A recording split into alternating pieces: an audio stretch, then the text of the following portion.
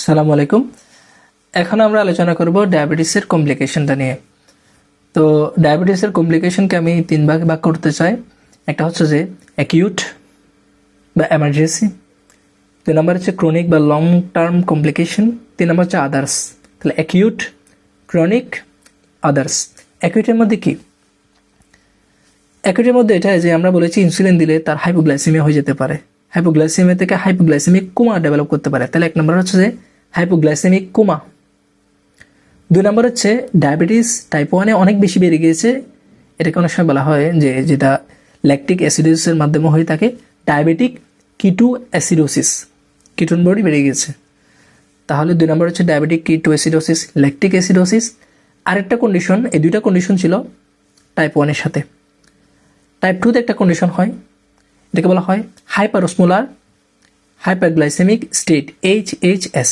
তাহলে আমরা 4টা কন্ডিশন বলেছি অ্যাকিউট বা এমার্জেন্সিতে।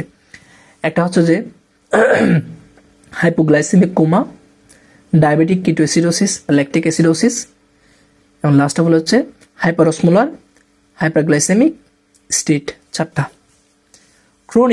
ক্রনিকের মধ্যে আমরা এটাকে 2 ভাগে ভাগ করব। ক্রনিককে আমরা 2 ভাগে ভাগ করব। একটা হচ্ছে যে মাইক্রোভাস্কুলার বা এটাকে অনেক সময় বলা হয় নিউরোপ্যাথিক। আরেকটা হচ্ছে যে ম্যাক্রোভাস্কুলার। তাহলে মাইক্রোভাস্কুলার বা নিউরোপ্যাথিক, আরটা হচ্ছে ম্যাক্রোভাস্কুলার। এখন মাইক্রোভাস্কুলার মধ্যে কি কি আছে? প্রথমে আমাদের চোখ থেকে আসবে, উপর থেকে চোখে কি হবে? চোখে যেটা হবে এটাকে বলা হয় ডায়াবেটিক রেটিনোপ্যাথি, এবং চোখে ক্যাটারেক্ট হয়, চোখের লেন্সে ক্যাটারেক্ট হয়। তাহলে ডায়াবেটিক রেটিনোপ্যাথি, ক্যাটারেক্ট। ওকে। কিডনিতে হয় নেপ্রোপ্যাথি, ডায়াবেটিক নেপ্রোপ্যাথিতে কি হয়? প্রোটিনিউরিয়া হয়, প্রোটিনিউরিয়া থেকে কিডনি ফেলিয়ার ডেভেলপ করে, তাহলে আলটিমেটলি ডায়ালাইসিস লাগে। আর last of all diabetic nephropathy গেল ডায়াবেটিক নিউরোপ্যাথি। তাহলে 3টা বলেছি আমরা, একটা হচ্ছে রেটিনোপ্যাথি, নেপ্রোপ্যাথি, নিউরোপ্যাথিটাকে আমরা আবার 2 ভাগে ভাগ করবো। একটা হচ্ছে পেরিফেরাল নিউরোপ্যাথি, একটা হচ্ছে অটোনমিক নিউরোপ্যাথি। পেরিফেরাল নিউরোপ্যাথি এটার কারণে ফুড ডিজিজ হয়। তাহলে পেরিফেরাল নিউরোপ্যাথি কী কী হয় আমরা জানি। পেরিফেরাল নার্ভগুলা এখানে আমাদের বেসিক্যালি হচ্ছে সেন্সেশনের সাথে জড়িত। সো পেরিফেরাল নার্ভে হচ্ছে যে সেন্সরি লস হবে। সেন্সরি লস হওয়ার কারণে পেশেন্ট হচ্ছে, এটা আমি অনেকটা লেকচারে বলেছি, ডায়াবেটিক ফুড বা ডায়াবেটিক আলসার একটা লেকচার আমি নিয়েছি, ওইখানে খুব সুন্দর করে আলোচনা করেছি যে তার সেন্সেশন কমে যাওয়ার কারণে তার পায়ে যে ট্রমা হচ্ছে সে এটা বুঝে না, ট্রমা হতেও তো এখানে আলসার হয়ে যায়, তার আলসারেশন হবে এবং একটা চেঞ্জ হয় পায়ে, এটাকে বলা হয় চারকোট নিউরো আর্থোপ্যাথি। হ্যাঁ, তাহলে আমরা আবার যদি একটু বলি, একটা হচ্ছে নিউরোপ্যাথির আন্ডারে বলেছি আমরা পেরিফেরাল নিউরোপ্যাথি, একটা হচ্ছে অটোনমিক নিউরোপ্যাথি। পেরিফেরাল নিউরোপ্যাথির মধ্যে বলেছি আমরা সেন্সরি লস হবে, পেইন হবে, আলসারেশন হবে, অ্যান্ড চারকোট নিউরো আর্থোপ্যাথি হবে। 4টা জিনিস বলেছি। অটোনমিক নিউরোপ্যাথি কি আমরা জানি, আমাদের অটোনমিক নার্ভাস সিস্টেম হচ্ছে যে কি করে, ব্লাড প্রেশার রেগুলেশন করে। তাহলে ব্লাড প্রেশার রেগুলেশন হবে না এখানে, সে যখন বসা থেকে উঠবে তার ব্লাড প্রেশার ফল করবে, এটা হবে পোস্টারাল হাইপারটেনশন। পোস্টারাল হাইপারটেনশন হতে পারে আমাদের যে গ্যাস্ট্রিক মানে স্টোমাকের মধ্যে হচ্ছে যে তার স্টোমাকের যে বাউলের যে ট্রানজিট এগুলো কমে যাবে, এখানে গ্যাস্ট্রোপ্যারাসিস হতে পারে, এরপরে যেটা হইতে পারে সেটা হচ্ছে যে সেক্সুয়াল ডিসফাংশন হতে পারে পেশেন্টের। হ্যাঁ, অল্টারড বাউল হেবিল হতে পারে। তাহলে আবার যদি বলি অটোনমিকের মধ্যে পোস্টারাল হাইপোটেনশন হতে পারে, গ্যাস্ট্রোপ্যারাসিস হতে পারে, অল্টারড বাউল হেবিল হতে পারে, অ্যান্ড হচ্ছে সেক্সুয়াল ডিসফাংশন হতে পারে। তো আমাদের এগুলো ছিল মাইক্রোভাস্কুলার বা নিউরোপ্যাথিক। এখন আসছে যদি ম্যাক্রোভাস্কুলার, তাহলে ম্যাক্রোভাস্কুলার আমরা মনে রাখবো হচ্ছে আমাদের হার্টকে ধরবে। হার্টে কি হবে? হার্টে হচ্ছে অ্যানজাইনা হতে পারে, বুকে ব্যথা, এবং অ্যাকিউট করোনারি সিনড্রোম বা মাইকার্ডিয়াল ইনফাকশন হতে পারে। এরপরে সেরেব্রাম কি হবে? সেটা হচ্ছে ট্রানজিয়েন্ট ইস্কেমিক অ্যাটাক, TIA বলি আমরা, এবং স্ট্রোক হতে পারে। আসলে এগুলো কেন হচ্ছে? এখানে মেনলি হচ্ছে আমাদের এখানে যে সার্কুলেশন সাপ্লাইটা আছে ওইখানের মধ্যে সার্কুলেশনে কি হয়ে যাবে? অ্যাথেরোস্ক্লেরোসিস হয়ে যাবে, আলটিমেটলি সাপ্লাই কমে যাবে। যেমন হার্টে যখন সাপ্লাই কমে আমরা বলেছি বুকে ব্যথা হয়, অ্যানজাইনা, তারপর হচ্ছে অ্যাকিউট করোনারি সিনড্রোম হবে, আলটিমেটলি মাইকার্ডিয়াল ইনফেকশন হয়। আর মাথায় যখন সার্কুলেশন কমে যাবে, ট্রানজিয়েন্ট যখন সার্কুলেশন কমবে এটাকে বলে ট্রানজিয়েন্ট ইস্কেমিক অ্যাটাক। যখন একটা ফোকাল ডেফিসিট হয়ে যাবে এটার কারণে, তখন আমরা এটাকে বলি স্ট্রোক। পায়ে যখন এরকম হবে, পায়ে সার্কুলেশনে ঝামেলা হবে, তখন ফুড ডিজিজ হবে, তখন আসলে কি হয়, কীভাবে বুঝি আমরা? এটাকে বলা হয় ইন্টারমিডিয়েট ক্লডিকেশন হয়।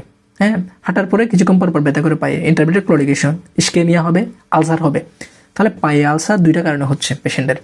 তাহলে আলসারেশন যেটা বা ফুড ডিজিজ, এটা both microvascular and macrovascular complication.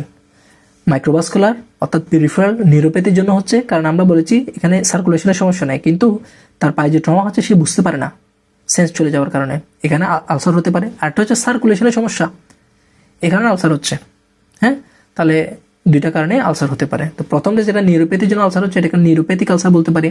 পরেরটা যেটা সার্কুলেশনের জন্য পেরিফেরাল ভাস্কুলার ডিজিজ ডেভেলপ করে আলসার হচ্ছে, এটাকে আমরা আর্টেরিয়াল আলসার বলা যায়। তাহলে এই দুই কারণে আলসার হচ্ছে। এখন তাহলে আমরা অ্যাকিউট কজ কমপ্লিকেশন বলেছি, ক্রনিক কমপ্লিকেশন বা লং টার্ম কমপ্লিকেশন বলেছি, আরেকটা বলেছি আদার্স। আদার্সের মধ্যে কি কি আছে? আদার্সের মধ্যে তিনটা জিনিস আছে, তিনটা। একটা হচ্ছে ইনফেকশন হবে। তাহলে এই যে আমি বলেছি যে পেশেন্টের যেহেতু ইউরিন দিয়ে গ্লুকোজ যাবে, তাহলে urinary tract infection more common, fungal infection common, candidiasis হবে। তারপর হচ্ছে যে তার হচ্ছে অপরচুনিস্টিক ইনফেকশন, একটা নামটা যদি একটু মনে রাখতে চাই, এমফাইসেমেটাস পাইলোনেফ্রাইটিস, যেটাকে নিতে হয়, এটা হতে পারে। তাহলে ইনফেকশন মোর কমন। এরপরে কিছু রিমেটোলজিক্যাল চেঞ্জ হয়, কমপ্লিকেশন হয়। যেমন আমরা পেশেন্টকে একটা ডায়াবেটিস নিয়ে আসলে তাকে আমরা একটা সাইন দেখাতে বলি, এরকম করতে বলি, এটাকে বলা হয় প্রিয়ার সাইন, এটাকে বলা হয় প্রিয়ার সাইন।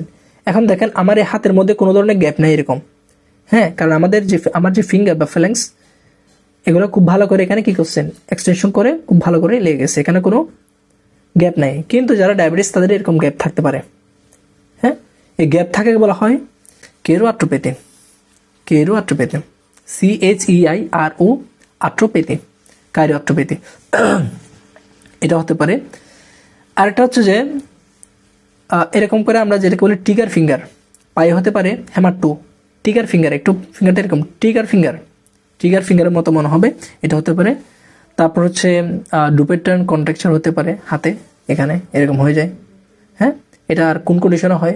একটা কন্ডিশনে হয়, আমরা জানি CLD-তে হয়। আরেকটা হচ্ছে অ্যাডহেসিভ ক্যাপসুলাইটিস হতে পারে। তাহলে চারটা কন্ডিশন বলেছি। একটা হচ্ছে কেরিওআর্থ্রোপ্যাথি, অ্যাডহেসিভ ক্যাপসুলাইটিস, তারপর হচ্ছে ট্রিগার ফিঙ্গার, আর বলেছি যে হচ্ছে ডুপেটার্ন কন্ট্রাকচার। লাস্ট অফ অল স্কিনে কিছু কমপ্লিকেশন হতে পারে। 3 নম্বরে স্কিনে কমপ্লিকেশন, যেমন এটাকে আমরা ডায়াবেটিক ডার্মোপ্যাথি বলি।